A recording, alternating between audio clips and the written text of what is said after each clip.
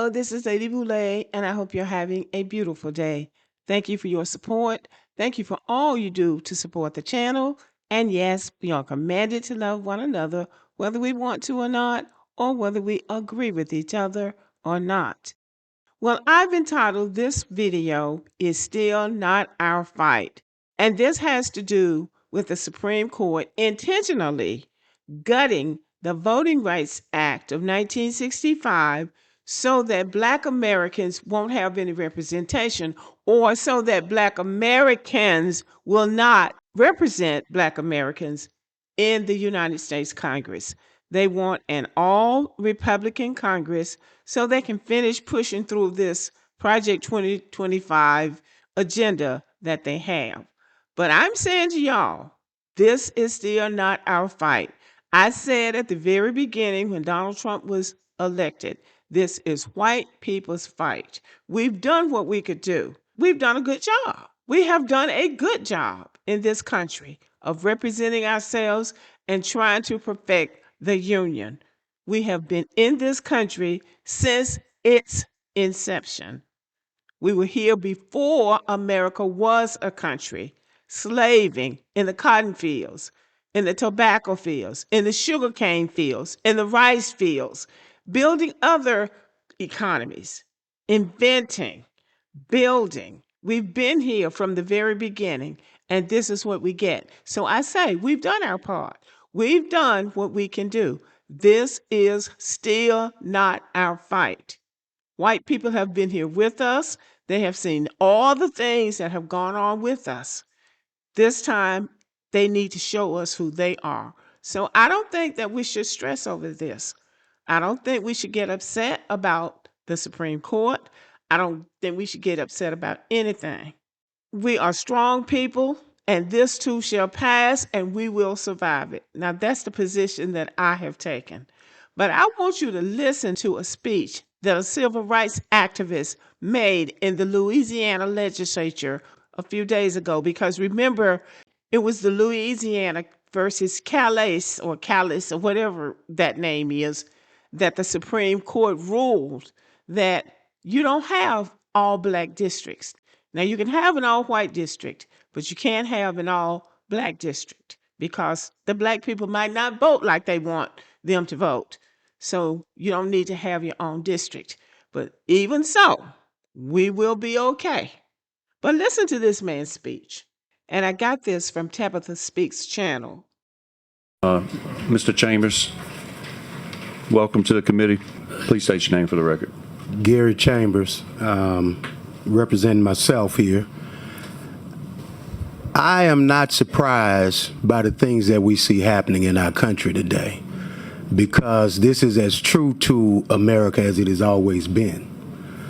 I was born in 1985. I'm 40 years old. A lot of times when we talk about this history, we like to go back to the 1960s, the 1800s.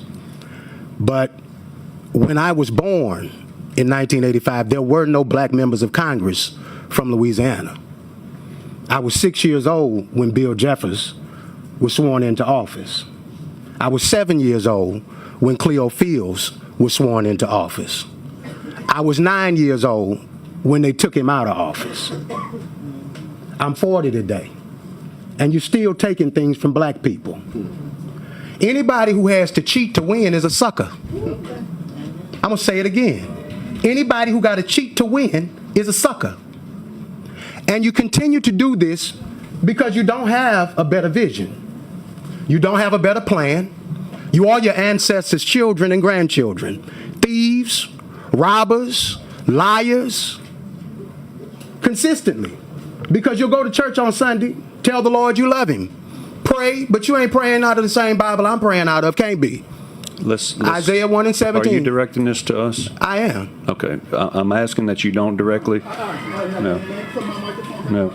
No. I'm asking that we don't be called names. I'm asking. I didn't call you a name. What did I call you? Liars. Do you lie?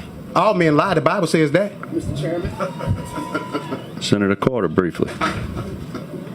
Mr. Chairman, this is public comment. The First Amendment allows freedom of speech and expression 100% without limitation. Mr. Chambers, put on the record your full comments, and if you see thievery, I want you to call it out. If you see something else, I want you to call it out. As your First Amendment protection is going to be protected in this building. I'm not going to be Go ahead called on and names. speak. I'm not Well, going to be called names. All right. And what we will do is stay on the four corners of these bills, the maps. Mr. Chambers. If you are taking something from black people, which means we have congressional representation, am I going to be allowed to speak? Your mic is on. If you are taking seats from black people, which we are entitled to by the Constitution of this country, then you are a thief in my opinion. And I'm entitled to that opinion. I will not be and called any a thief. senator, if you're offended by it, that's on you, not me. All right.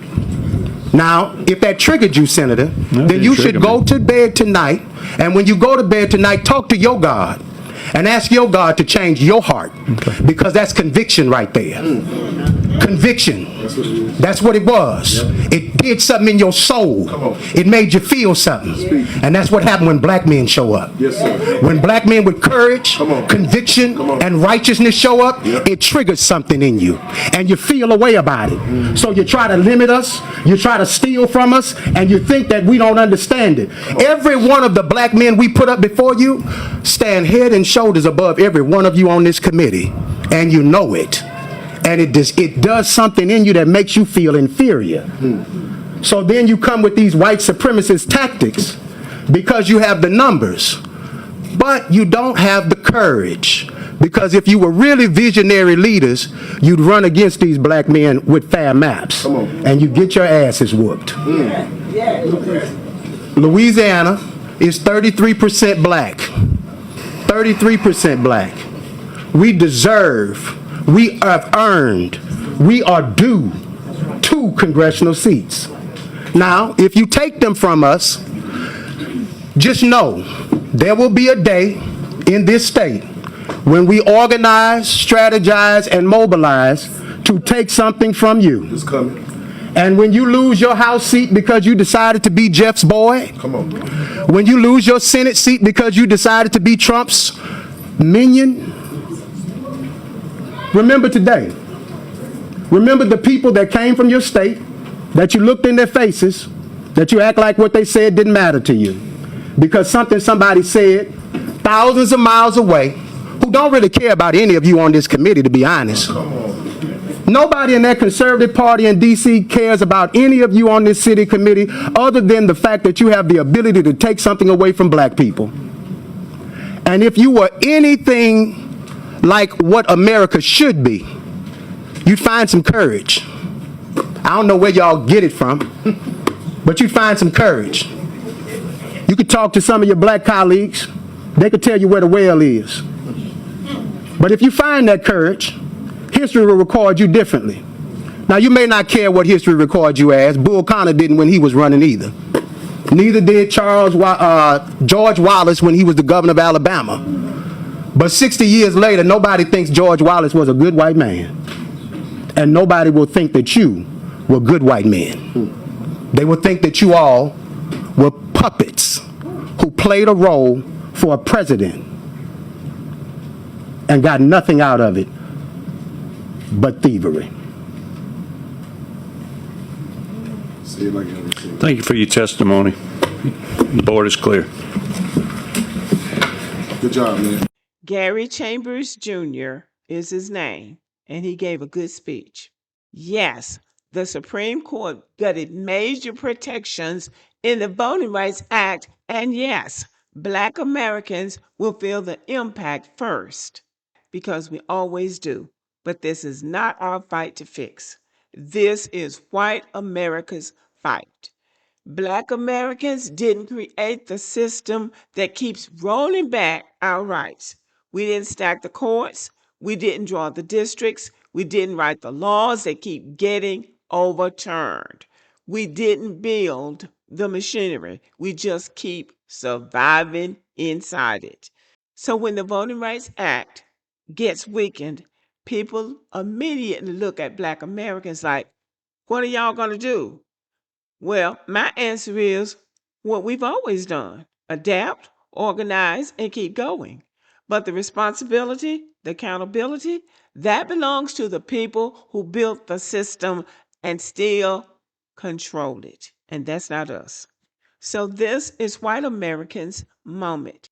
Not a moment to post, not a moment to feel bad. It's not a moment to say this is sad. It is a moment to actually confront the politicians, the judges, the power structure that come from your communities. Black Americans have carried this democracy on our backs for generations. We've marched, we've bled, we've sued, we've organized, we've registered voters, we've done the work. But we didn't break the Voting Rights Act. And we can't be the only ones expected to fix it. So I'm not panicking. I'm not screaming. I'm not Chicken Little. I'm simply telling the truth. The court's ruling affects us, but the responsibility to repair it belongs to white Americans. And if they don't step up, the country they claim to love will continue to crumble on their watch.